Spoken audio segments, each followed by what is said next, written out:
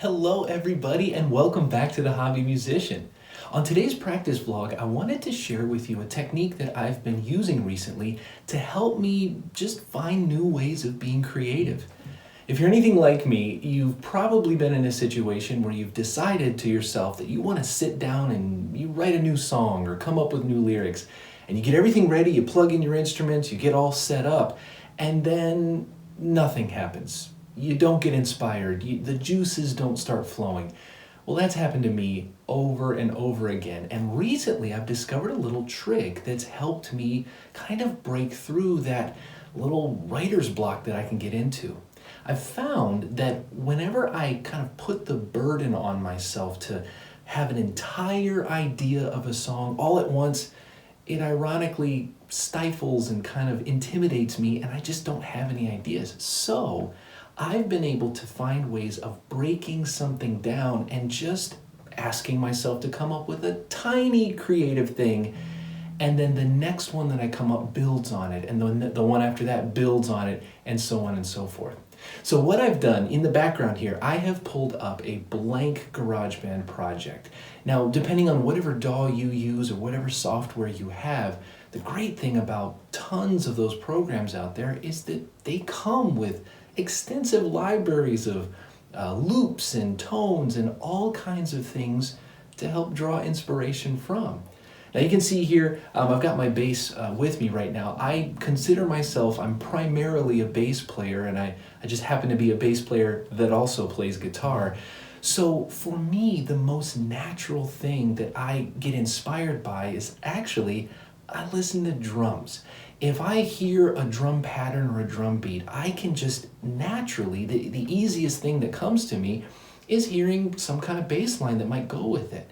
So instead of sitting down and thinking a whole song all at once, what I've done is I will sit down with a blank project and I will just scroll through the drum beats. There's all kinds of libraries and menus, and right now I've got one pulled up that I just liked. Today, for whatever reason, whatever mood I'm in, I kind of like this beat. It's simple. You can hear that it's simple, but it's got a little bit of syncopation. It's not exactly 1, 2, 3, 4. So for me, when I hear that drum pattern, I hear opportunities for bass. I hear places where I could put notes in some of the spaces and maybe leave space for some of the hits in that drum pattern. So whenever I do that, I will kind of just sit and listen to that for a while. And when I was doing that right before I started filming, I was starting to hear kind of a walking pattern. So something...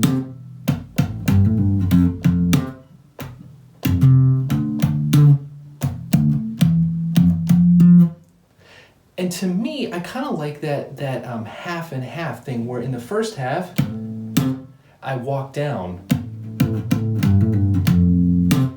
So it's a walk down, and then in the second half, go lower and walk back up. And just sitting here, just playing around with that,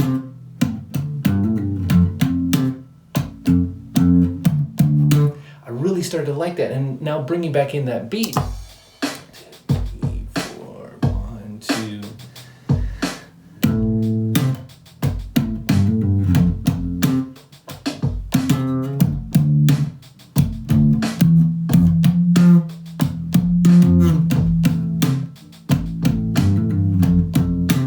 It just sounds nice all together.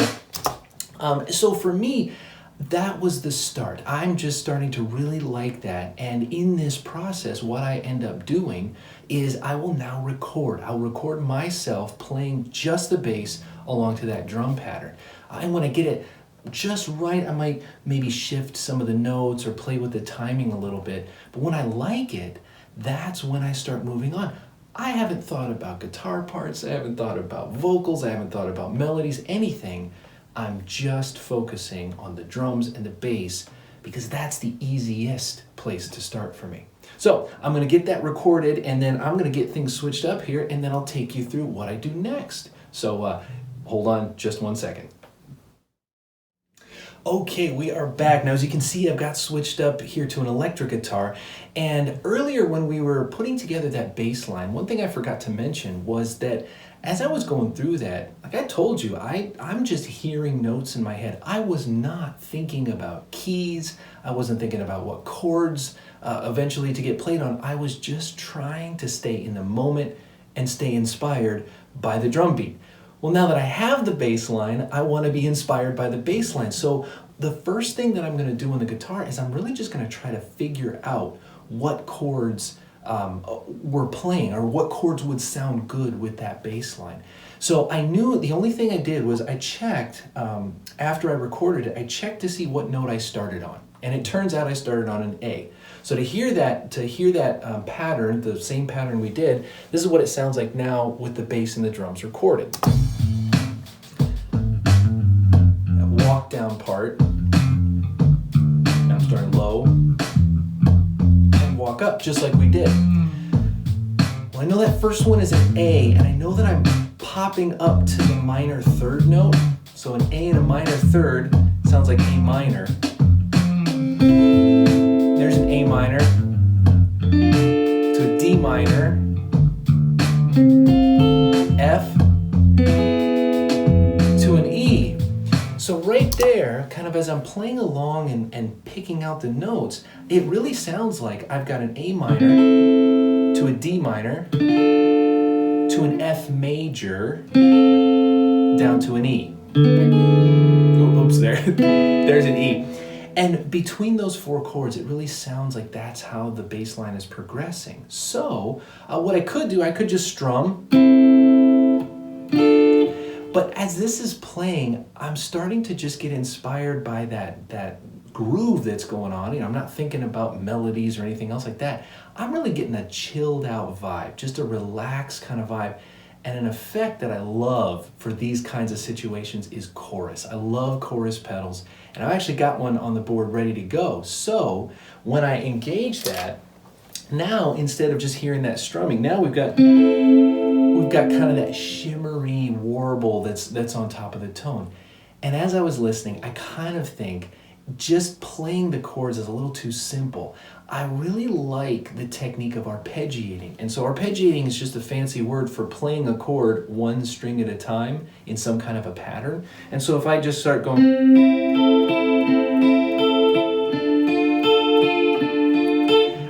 and I'm kind of thinking, if I do that for all four of the chords, I want to see how that sounds. So I'll get the beat going, and then I'll kind of come in on that second time around. So there's our D minor, F major, E major. Let's see what.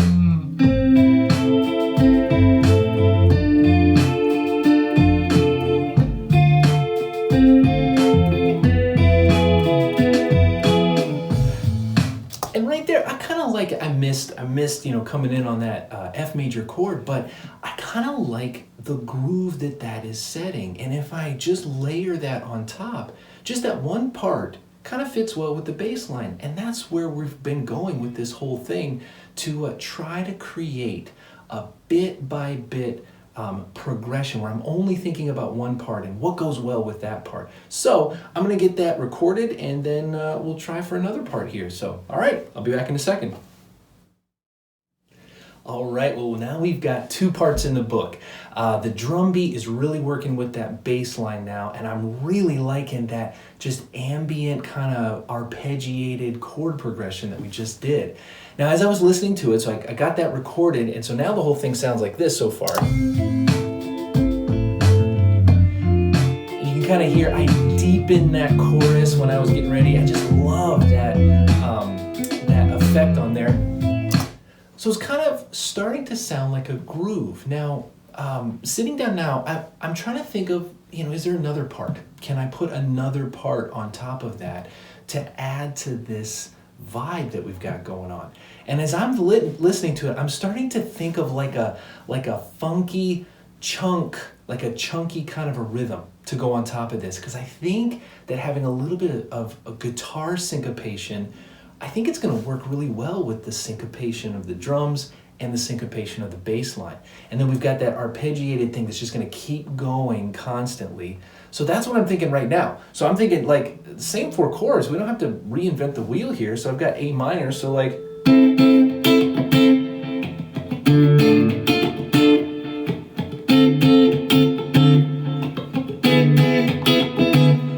simple, something super simple. I mean, we've got, kind of here, got both pickups and the tone control up a little bit. So it's got that sharp cutting.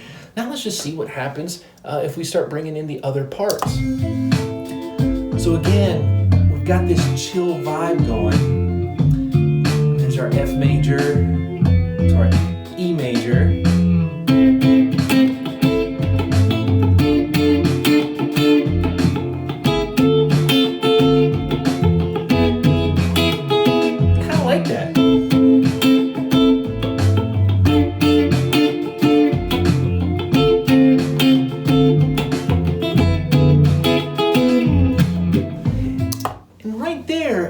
It's a little choppy now because again, we're just going through this process together. We're just trying to discover parts. And so now that I've got that kind of the way I like it, I'm gonna practice it a little more and sitting down right now, record it right in so that the ideas are fresh in my mind. And once I got that, we're already up to 4 parts. I don't count that, I mean, the drums are counting. That's 1 part because I picked it. But that's already starting to sound like we've got something. So 1 more second, I'll be back when we got that recorded and let's see where we are. Okay, well I've got that in the track now. So taking a listen to where we are, after I practiced up a little bit, I cleaned up some of those chunks and I was able to kind of keep a consistent rhythm. So this is what it sounds like now.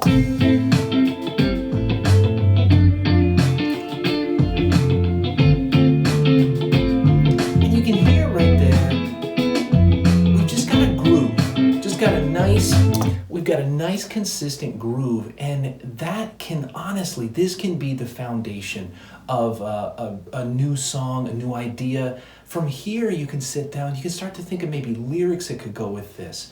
Maybe the next phase of this is coming up with a B section of the song, where things break down and switch up rhythms and switch up chords. But for right now, that really is an example of this process that I was describing at the beginning of the video. When I sat down today to make this episode, I did not have an idea. I wanted to be creative, but going through this process allowed me to be creative in small parts and just focus on what I was doing now. And it ends up with kind of a cool vibe. So to close out this episode, we'll do a little bit of a performance here, and I'll show the videos of me doing the actual recording so that you can kind of see how it all comes together. And you'll see I added in a little bit of a melody line with some distortion in there. Hopefully you like that. And as always, thanks for watching, and until next time, play on, my friends, play on.